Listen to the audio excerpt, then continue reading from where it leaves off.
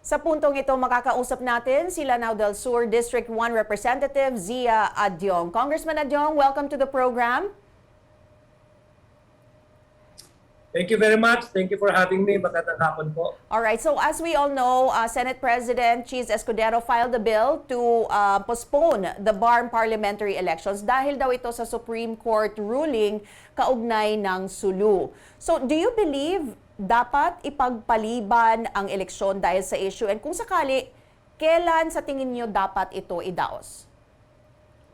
Well, kailangan magkaroon din ng balance doon sa ruling ng Supreme Court with the same Supreme Court saying that there shouldn't be any delay or any postponement rescheduling of the election. So if you remember, back, I think that was last year, 2 years ago, the Supreme Court came out with a decision really in relation to the barangay election, saying that na-reschedule kasi yung barangay election, but the Supreme Court came out with a decision saying that the postponement or scheduling or even the delay of holding the election from the initial schedule, what has been scheduled, is a violation of the constitutional guarantee to right of suffrage. So it's a question really on how we can balance that proposed bill with the same ruling by the Supreme Court saying that any rescheduling or postponement of the election would be unconstitutional. Okay. So I understand kasi na with the new ruling of the Supreme Court saying that Sulu is no longer part of the BARMM or territory, ang effect niya kasi is nagkaroon siya ng adjustment on the seats in the Parliament. I think that's one of the major reasons why the Senate is looking at possible rescheduling of the BARMM election, simply because of the 80 seats in the Parliament is directly affected by the proportional representation of each of the provinces as part of the BARMM.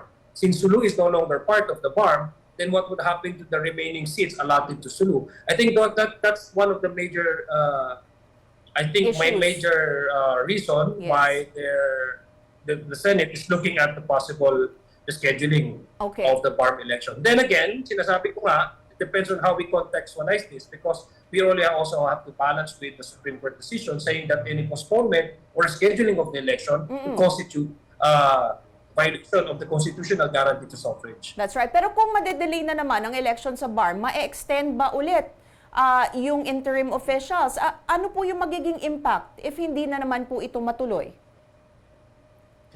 Well, the effect of that would be the continuation of the transition period. Ibig sabihin, yung mga nakaupo po ng mga membro ng parlamento dyan sa Bangsamoro Parliament ay appoint po ng kasalukuyang administrasyon. Ibig sabihin, the President would be appointing members of the interim Parliament of the Bangsamoro region.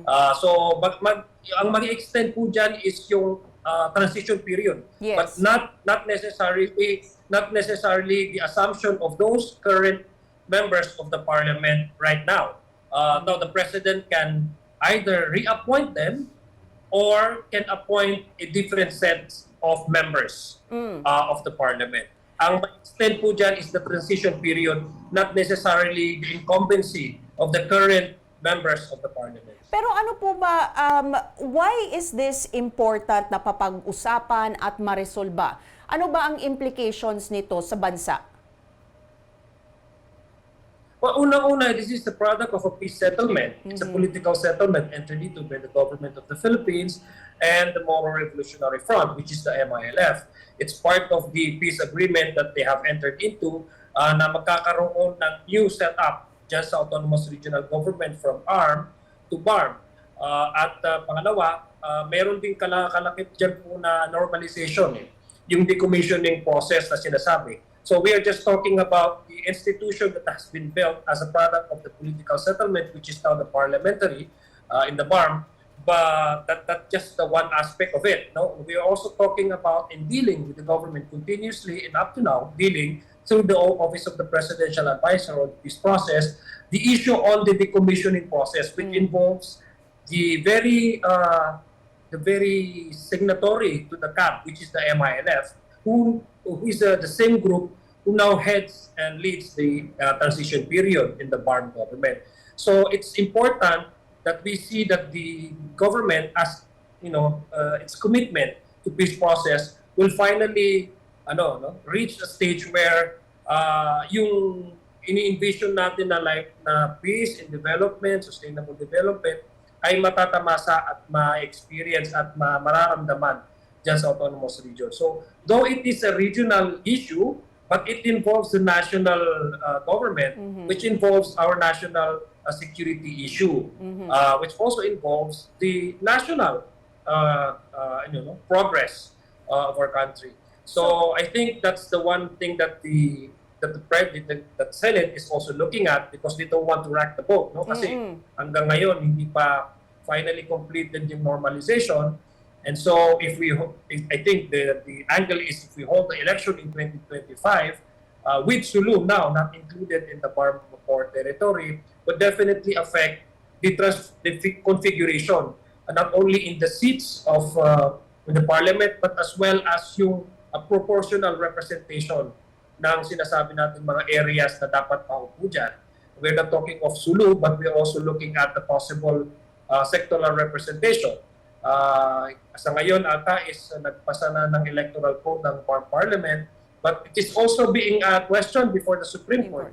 So I guess that's marami pong mga components and variables na kailangan tinitingnan po ng kasalukuyang Senado ngayon, which I believe, I understand. Although sabi ko nga, kailangan mo natin makita sa palagi ko coming from the BARMM, I also need to look at the draft of the Senate bill, their proposal, kung ano yung magiging direction ng Senado kung bakit ninanais nito na ma-postpone ang BARMM election. Apart from the ruling of the Supreme Court, which Sulu is no longer excluded in the port territory of the So BARMM. given all of these factors, will there be an action on the part of the House in relation to the Senate bill to postpone the BARMM elections?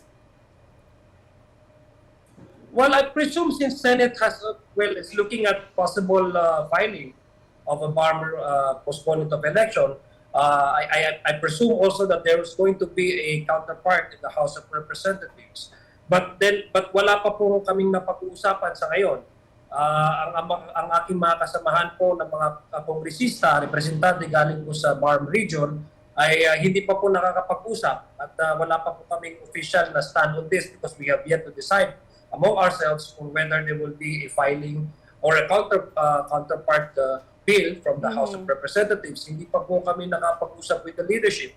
Of course, it involves national election kasi synchronized po yung BARMM in national election. So we're talking about suffrage, right of the people to elect their new leaders. So it's a constitutional guaranteed right. So kailangan talaga ng leadership decision nito. So we haven't yet heard from the Speaker kung what's going to be the direction of the House of Representatives in relation to the Senate filing of a possible rescheduling of the BARMM election. So wala pa po. Pero given the time frame, kakayanin pa po ba ng oras ng mga mambabatas na ma-adjust yung batas given the budget approval and the midterm elections? Paano po ito? Dahil nga 80 seats ang nasa batas, 73 na lang ang pwede pagpipilian dahil inalis ang Sulu. So how will that work?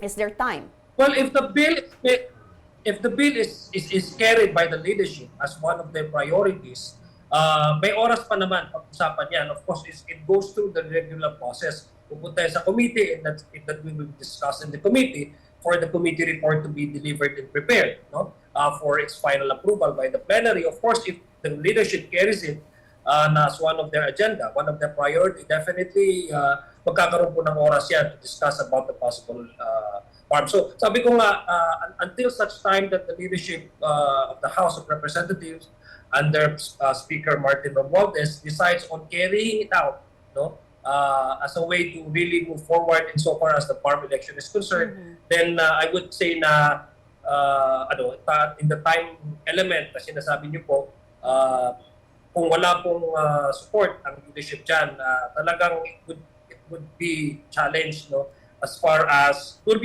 so far as the time of its enactment is concerned. But if it carries by the leadership of the House, then magiging agenda yan sa plenaryo at magiging isa yan sa mga priorities na itatakal po ng House of Representatives, I think before the end of this year. Alright, maraming salamat, Lanao del Sur District 1 Representative Zia Adiong.